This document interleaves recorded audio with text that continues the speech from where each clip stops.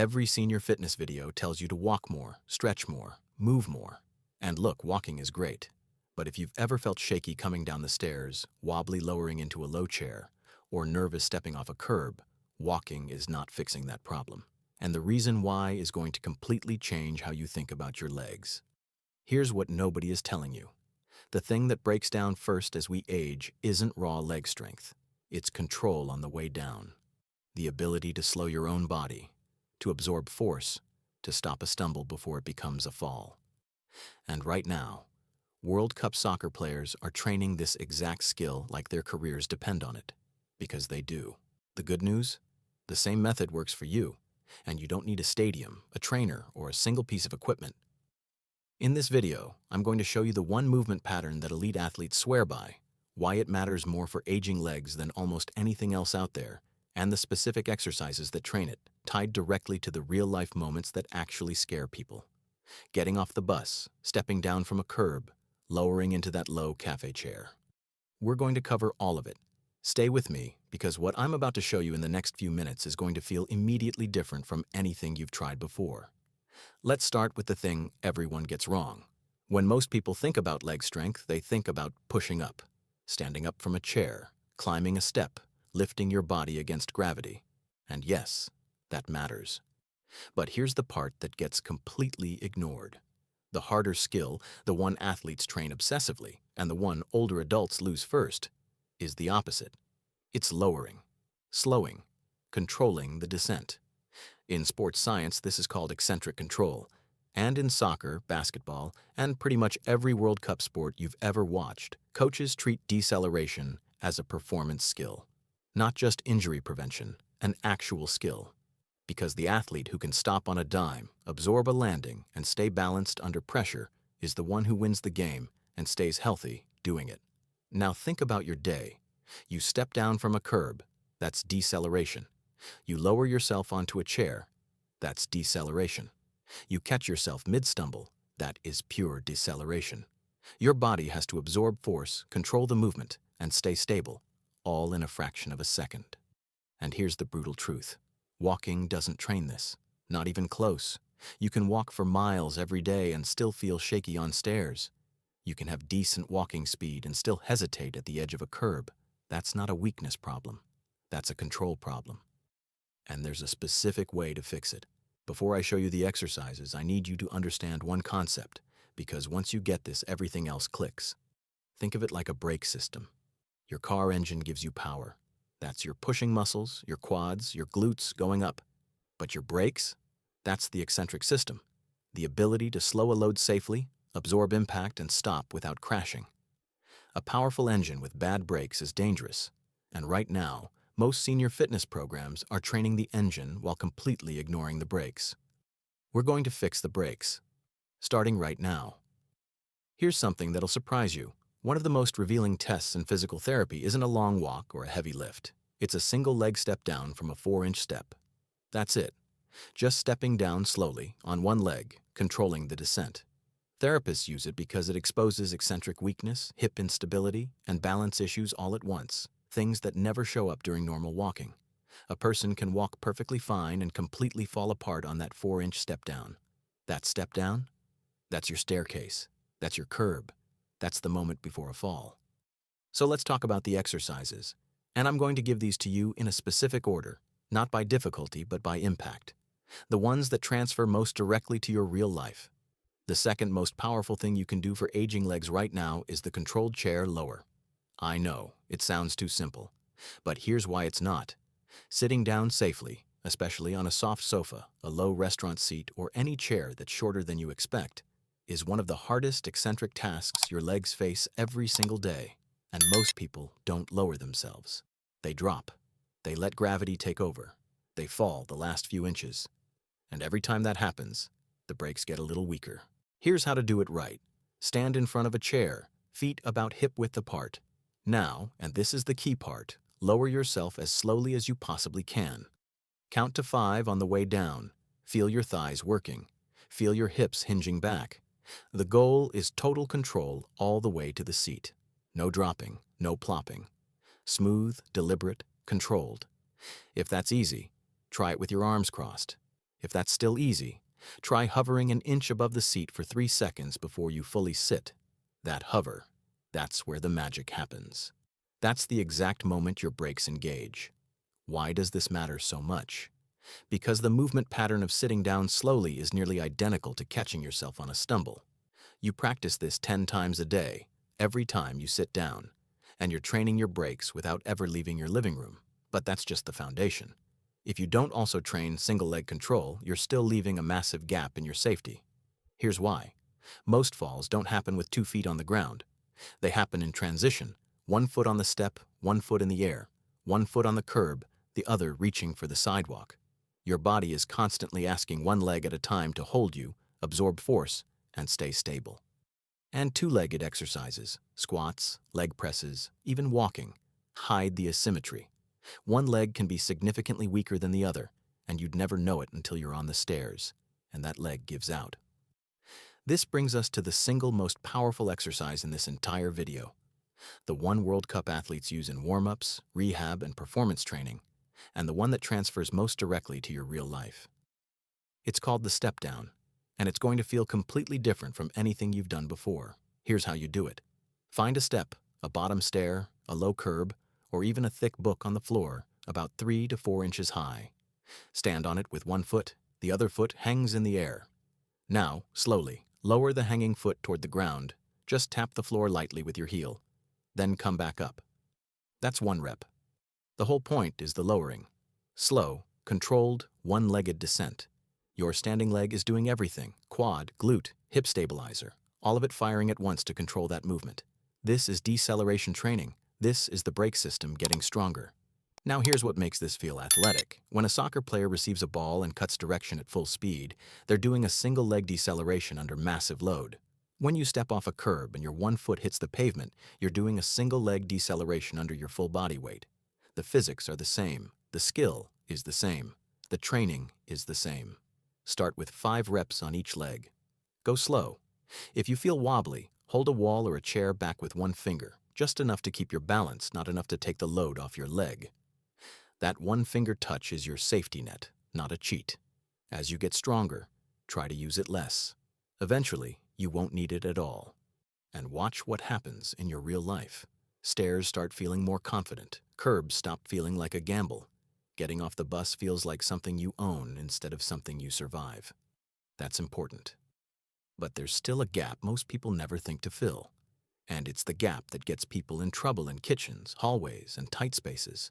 Life doesn't only move forward. You turn around to grab something off a shelf. You sidestep around a dog. You shuffle sideways to let someone pass. You step backward to avoid a puddle. All of that requires lateral and backward control, and almost no standard fitness routine trains it. Here's the fix. 2 movements. Both simple. Both wildly underrated. First, lateral step-downs. Same concept as the regular step-down, but instead of stepping down in front of you, you step down to the side. Stand on your step, 1 foot on, 1 foot hanging to the side. Lower that side foot slowly toward the ground. Tap. Come back up. This trains the hip abductors, the muscles on the outside of your hip, which are the exact muscles that keep you upright when you step sideways off a bus, pivot in a kitchen, or dodge an obstacle on the sidewalk. These muscles are almost always undertrained, and when they're weak, lateral movement becomes unpredictable. Second, supported reverse stepping. Stand near a wall or counter for support. Take 1 slow step backward, lower your back knee toward the ground gently, then return to standing. This is a reverse lunge, done with control and support.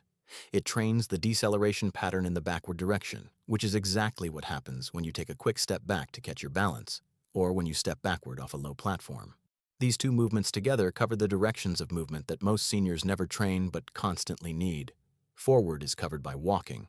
Sideways and backward, that's where the gaps are. And gaps are where falls happen. Now, here's something that'll blow your mind. One of the most powerful tools for rebuilding aging legs doesn't involve moving at all. Athletes call it the isometric hold. Physical therapists use it as their first tool when rebuilding legs after serious injury. And for older adults, it might be the single safest way to build real strength in the muscles that matter most. Here's what it is. You hold a position, a slight squat, a wall sit, a single leg stance, under tension. No movement, just sustained muscle effort. And here's why it's so powerful. When you hold still under load, every muscle fiber in that position fires continuously. There are no micro breaks, no reset, no cheating. Your legs are working the entire time. And for aging legs specifically, isometric training does something remarkable. It rebuilds the connection between your brain and your muscles. That connection, called neuromuscular control, is one of the first things to degrade as we get older. It's why movements that used to feel automatic start feeling effortful. The muscles are still there. The signal is getting weaker. Isometric holds rebuild that signal. They force your nervous system to re-engage muscles it's been underusing, and they do it without putting heavy stress on joints, which makes them ideal if you have knee pain, hip sensitivity, or any joint that doesn't love high-impact movement. Here's the one to start with, the wall-supported single-leg hold. Stand near a wall, shift your weight onto one leg, bend that knee very slightly, just a few degrees, hold. 30 seconds. Switch. That's it. Sounds too easy? Try it. Really try it. Focus on staying absolutely still. No swaying, no weight shifting, just quiet, controlled, single leg tension. You'll feel muscles you forgot you had. And those muscles? They're the ones that catch you when you slip. Here's the athlete version of this. In sports, coaches call it sticking the landing. After a jump, after a sprint cut, after any explosive movement, the athlete has to land and freeze, hold the position, prove they're in control. That's the same skill, the same neuromuscular demand. And it applies just as much to stepping off a curb and not wobbling as it does to landing a jump shot. Once you can hold the single leg position comfortably, progress to a deeper bend. Then try it with your eyes closed. That's when it gets real, because your balance system has to work without visual input, just like it does when you're navigating a dark hallway at night. But there are two more pieces of this puzzle that most people completely overlook, and if you skip them, you're leaving real progress on the table. The first is your shins, specifically the tibialis anterior, the muscle running along the front of your lower leg. Almost nobody talks about this muscle, but it might be one of the most important muscles for fall prevention in older adults. Here's why. Every time you take a step, your tibialis has to lift your toes and foot to clear the ground. That's called toe clearance. And when this muscle weakens, which it does with age and inactivity, your toes start dragging, just slightly, just a millimeter. But that millimeter catches on carpet edges, door thresholds, sidewalk cracks. That millimeter is the difference between a clean step and a trip. This is also what causes the shuffling pattern you see in some older adults. It's not just a coordination issue, it's often a tibialis issue. The foot isn't lifting cleanly, and the body compensates by shortening the stride and sliding the foot instead of lifting it. The fix is almost embarrassingly simple. Tibialis raises. Sit in a chair or stand with your back against a wall. Lift your toes and forefoot off the ground as high as you can. Lower slowly. Repeat. That's it. 20 reps, twice a day. And within a few weeks, many people notice their feet clearing the ground more cleanly, their stride opening up, and their confidence on uneven surfaces improving. It's one of the smallest exercises in this video. It might make one of the biggest differences in your daily life. The second overlooked piece is your heels, specifically calf strength and ankle push-off power. Think about what happens at the end of every step. Your heel lifts, your calf fires, and your toes push off the ground to propel you forward. That push-off is what gives your walk its power and rhythm. When calf strength declines, push-off weakens, stride length shortens, and walking starts to feel effortful and slow. But here's the part that connects back to our main theme. Your calves and ankles are also part of your brake system. When you land on one foot, stepping down from a curb, catching a stumble, your ankle has to absorb and control that force. Weak ankles mean sloppy landings, and sloppy landings are how minor stumbles turn into major falls. The exercise is heel raises. Stand near a counter or wall for light support. Rise up onto your toes as high as you can. Lower slowly, really slowly. Count 3 seconds on the way down, and repeat. The slow lowering is the eccentric phase. That's the brake training. Don't rush it. Start with both feet. Progress to one foot when you're ready. 10 to 15 reps, once or twice a day. And if you want the athlete version, try doing them on the edge of a step, letting your heel drop below the step level on the way down. That extended range is exactly what World Cup athletes use to build ankle resilience. It's demanding, it's effective, and it's completely doable at home with a stair and a railing. Now here's something I want you to sit with for a moment, because this is the part that changes how people think about progress. In a gym, progress looks like more weight, more reps, bigger numbers. But for functional leg strength, the kind that actually protects your life, the most meaningful progress marker is often confidence with a specific movement, not a number, a feeling. The first time you step down from a curb and don't hesitate.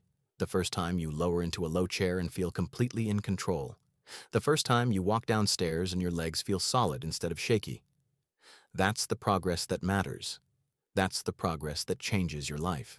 The controlled chair lower transfers to every time you sit down. The step down transfers to every stair and curb. The lateral step down transfers to every sideways move in a kitchen or hallway. The tibialis raise transfers to every threshold and uneven surface. The heel raise transfers to every push-off and landing. You're not training for a workout, you're training for your day. Now let me give you a way to put this all together. Because I don't want you leaving this video with a list of exercises and no plan. Start with just two. The controlled chair lower and the single leg step down. Do them daily. 5 to 10 reps each side. Go slow. Use support as needed. Spend 2 weeks there, then add the tibialis raises and heel raises. These can be done sitting down during a TV show or standing at a counter. They're low effort, high return. Then, when you're ready, layer in the lateral step down and the reverse stepping. These are your advanced movements, not because they're dangerous, but because they require a bit more hip stability and body awareness. Build the foundation first. And the isometric single leg hold?